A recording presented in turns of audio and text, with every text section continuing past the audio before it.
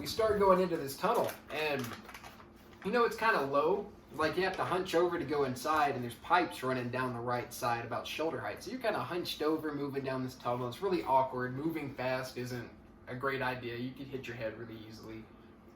And so we're going down this tunnel, and we were probably a couple 100 feet down the tunnel, to the point where like the doorway at the end wasn't like letting daylight in enough to help us see anymore. It was just like this little rectangle in the distance.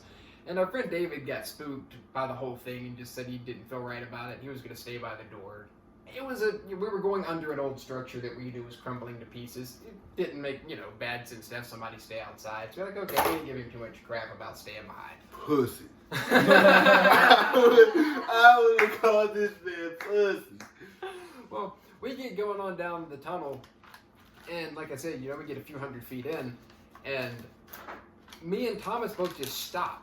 We didn't say anything to each other. We both just stopped. And I'm sitting there staring into the distance, and I'm like, why the hell does it look like this thing is staring around the corner at me? And it's like this pale, white, ghostly looking thing just like peering around a corner. And like, right about the time I'm having this thought to myself, Thomas goes, hey man, does that look like somebody looking at us from around the corner? And I just, I know I went white because, I could feel it. I could feel the blood leave my cheeks, like a goosebumps ran over my body because he said exactly what I was thinking. And it just, everything felt wrong all of a sudden. And it really did. And about that time, this thing steps out around the corner. And it looks like this long, lanky thing that barely fits in the tunnel just steps out into view. And me and him just ran.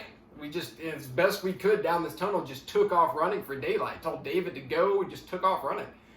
And ran, a solid mile non-stop, just as fast as we could through the thorns and everything else to get back. Just didn't slow down until we hopped the fence to the car. It was... I know y'all were scratched up. Oh, yeah. It didn't care. It didn't even matter. It was one of the...